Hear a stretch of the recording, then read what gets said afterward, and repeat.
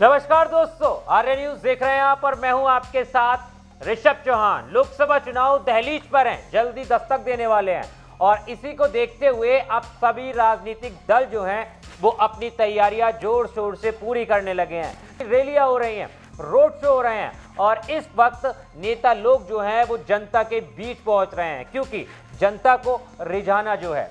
लेकिन अभी तक जो है उत्तर प्रदेश की सियासत वो काफी ज्यादा चर्चा में है, काफी ज्यादा गर्म हो चुकी है क्योंकि कहते हैं कि केंद्र की गद्दी तक पहुंचने का रास्ता उत्तर प्रदेश से होकर गुजरता है और इसी की वजह से अब सबकी निगाहें जो हैं वो उत्तर प्रदेश पर टिकी हुई है। उत्तर प्रदेश के अंदर योगी आदित्यनाथ जो है वो लगातार ताबड़तोड़ रैलियां कर रहे हैं, कई राज्यों का वो दौरा कर चुके हैं।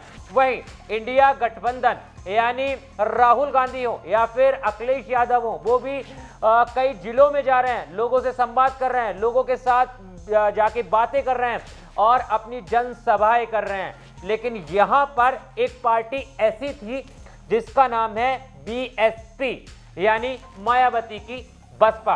अब बसपा जो है एक ऐसी पार्टी थी जो अभी तक इस लोकसभा चुनाव में पूरी तरह से खामोश बैठी थी। जहां योगी आदित्यनाथ कई रैली कर चुके हैं, जहां अखिलेश यादव कई जिलों का दौरा कर चुके हैं, लेकिन मायावती ने जो है अभी तक अपने लोकसभा चुनाव की रैली का आगाज भी नहीं किया था। जबकि लोकसभा चुनाव बिल्कुल दहलीज पर आ गए हैं, तारीखों का ऐलान भी हो चुका है। मगर अब उत्तर प्रदेश के अंदर जहां पर बीएसपी को एक मजबूत पार्टी माना जाता है, वहां से आकाश आनंद यानी मायावती के भतीजे आकाश आनंद ने अपनी रैली का आगाज किया, यानी बसपा के लोकसभा चुनाव का आगाज किया। कल यानी 6 तारीख को कल आकाश आनंद जो है वो नगीना पहुंचे। नगीना पहुंचने के बाद उनकी ये उत्तर प्रदेश के अंदर पहली रैली थी और इसी रैली के साथ बसपा ने लोकसभा चुनाव का उत्तर प्रदेश के अंदर आगाज भी किया। लेकिन जब आकाश आनंद कल मंच को संबोधित कर रहे थे तो उस वक्त उनके अंदर एक उभरते नेता की झलक नजर आ रही थी। जिस तरह से उन्होंने बयान दिए, जिस तरह से उन्होंने विपक्ष पर जमकर हमला बोला, जिस तरह से उन्होंने इलेक्टोरल बॉन्ड पर बातें की, जिस तरह से उन्होंने बुलडोजर पे बातें की, ये तमाम सारी ऐसे उनके शब्द थे जो उन्होंने विपक्ष पर जमकर साधे। मैं आपको सबसे पहले उनकी एक वीडियो दिखाता हूं जिसमें वो विपक्ष पर जमकर हमला बोल रहे हैं और यहीं पे मैं आपको ये भी बता देता हूं कि जिस तरह से मायावती के ऊपर यानी बसपा के ऊपर आरोप लगते थे एक किताब के, अब मैं आपको किताब का पूरा फॉर्मूला ही बताता हूं। दरअसल मायावती पर ये आरोप लगते थे कि वो एक किताब की तरह काम करती हैं, यानी चुनावी टिकट लेने के लिए अगर कोई उनसे टिकट लेना चाहता है तो उसी खासी पैसा देना पड़ता है, भारी मात्रा में जो है वो बसपा को चंदा देना पड़ता है। उसके बाद बीएसपी जो है अपना टिकट उस प्रत्याशी को देती है। लेकिन कल सबसे पहले इसी पर बोलते हुए आकाश आनंद ने क्या कुछ कहा और किस तरह से इलेक्टोरल बॉन्ड पर विपक्ष को घेरा, आपको एक बार मैं सुना देता हूं।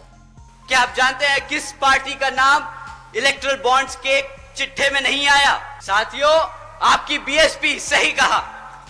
एक बार जोर से बोलिए कि कार्यकर्ता यहां पर अपने तन मन और धन से इस पार्टी को चलाता है, ना कि किसी धरना सेठ के पैसों से।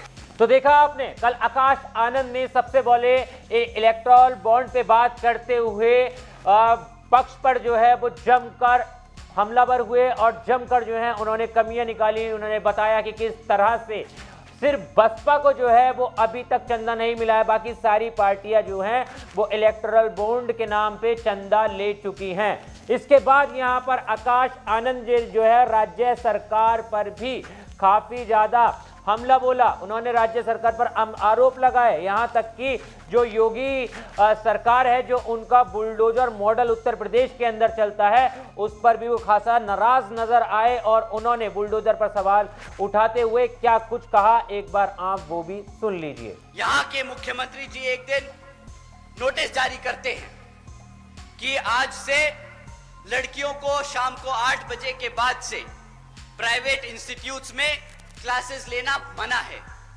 क्यों? क्योंकि वो अपने बच्चियों की सुरक्षा नहीं कर सकते। अब नगीना के अंदर कल मंच सजा था आकाश आनंद जो है उत्तर प्रदेश की पहली रैली कर रहे थे। मैंने आपको वीडियो के अंदर दिखाया कि किस तरह से उन्होंने पक्ष पर जमकर हमला बोला, यहां तक कि उत्तर प्रदेश की सीएम योगी आदित्यनाथ को, सरकार को भी नहीं छोड़ा। और उसके बाद उन्होंने इशारों ही इशारों में अपने विरोधी चंद्रशेखर आजाद पर भी खासा टिप्पणी कर दी। उन्होंने सीधे तौर पर तो नाम नहीं लिया, लेकिन चंद्रशेखर पर भी उन्होंने हल्का हाथ नहीं रखा और मंच से चंद्रशेखर को चेतावनी दी। यहां तक कि उनकी जो कमियां हैं वो भी जनता के सामने रखी। और क्या कुछ कहा चंद्रशेखर के बारे में, एक बार आप वो भी सुन लीजिए। वीडियो में देखा होगा कि किस तरह से आकाश आनंद जो है कल की चुनावी रैली में बोले, उन्होंने किस तरह से अपना आगाज किया। जहां तक कि आकाश आनंद को यह कहा जा रहा था कि वो चुनाव में एक्टिव नहीं है, वो ज्यादा कोई अहम भूमिका नहीं निभा रहे हैं, लेकिन जिस तरह से वो कल मंच पर आए और जिस तरह से उन्होंने अपनी भूमिका निभाई, उससे इस बात को साबित कर दिया कि आने वाले समय में बसपा के उत्तराधिकारी पर होने की जो उन पर मायावती ने मोहर लगाई है, उस मोहर को लगाने के बाद मायावती ने कोई गलत डिसीजन नहीं लिया है।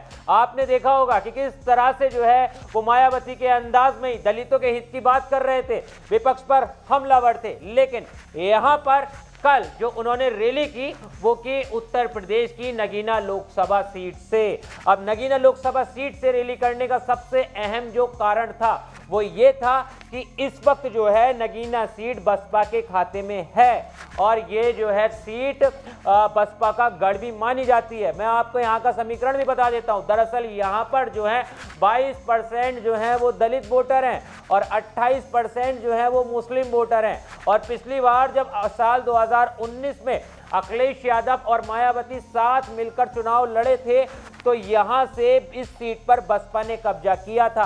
भले ही समाजवादी पार्टी का प्रत्याशी नहीं खड़ा हुआ था, लेकिन उसके बावजूद भी जो यहां का जो मुस्लिम वोट था वो कयास ये लगाए गए थे कि बसपा को खूब जमकर पड़ा है और इसी के कारण जो है बसपा के खाते में ये सीट आई है। लेकिन 22% जो यहाँ पर दलित वोटर है वो बसपा का कोर वोटर माना जाता है और इसी कारण चंद्रशेखर आजाद जो है वो भी इस नगीना सीट से अपनी ताल ठोक चुके हैं और वो अब मुस्लिमों को साथ लेने की बात भी कर रहे हैं। खबर ये भी आ रही है कि आने वाले समय में वो असदुद्दीन ओवैसी के साथ जा सकते हैं। इस सीट पर बहुत अहम टक्कर देखने को मिलेगी क्योंकि इस बार के लोकसभा चुनाव में समाजवादी पार्टी का प्रत्याशी मैदान में है, बसपा का प्रत्याशी भी मैदान में है, साथ ही साथ चंद्रशेखर या आजाद जो हैं उन वो भी खुद जो यहाँ से चुनाव लड़ रहे हैं। फिर उसके बाद बीजेपी का भी प्रत्याशी मैदान में है और यहाँ पर जो है इस बार 4 कोणीय मुकाबला जो है वो देखने को मिल सकता है। लेकिन आपको फिर जानकारी के लिए बता देता हूँ कि 22% दलित है, 28% यहाँ पर मुस्लिम वोटर है और इसी को देखते हुए चंद्रशेखर ने यहाँ से ताल ठोकी है क्योंकि उनको जो बताया गया है वो यही सीट उनकी जीत के लिए उनके कार्यकर्ताओं ने, उनके नेताओं ने सलाह मशवरा करके उन्हें यहाँ से चुनाव लड़ने की नसीहत दी थी। और शायद अब आने वाले समय में ये भी देख सकते हैं कि इस वाली सीट पर असदुद्दीन ओवैसी जो है वो चंद्रशेखर आजाद को समर्थन दे दें या फिर चंद्रशेखर आजाद जो है वो ओवैसी को समर्थन दे दें। यानी जब तक वो मुस्लिम वोट को साथ लेकर नहीं चलेंगे तब तक इस सीट पर जीतना मुमकिन नहीं हो पाएगा। लेकिन यहाँ से कल आकाश आनंद ने बसपा की जो रैली की उसके साथ जो आगाज किया उसमें जो उन्होंने बातें कही उसके बाद से अंदाजा ये लगाया जा रहा है कि बसपा भी जो है इस सीट पर कम मजबूत नहीं है और आने वाले समय में ये देखा जा सकता है कि बसपा ही इस सीट पर बनी रहे। लेकिन आपकी क्या राय है? आप आकाश आनंद के बारे में क्या सोचते हैं, बसपा के बारे में क्या सोचते हैं और इस लोकसभा चुनाव में आपको क्या लगता है कि कौन देश का प्रधानमंत्री बनना चाहिए? कमेंट्स बॉक्स में हमें जरूर बताना। देश और दुनिया की तमाम खबरों के लिए आर्या न्यूज को भी फॉलो कर लेना। मिलता हूं आपसे किसी और वीडियो में। जय हिंद।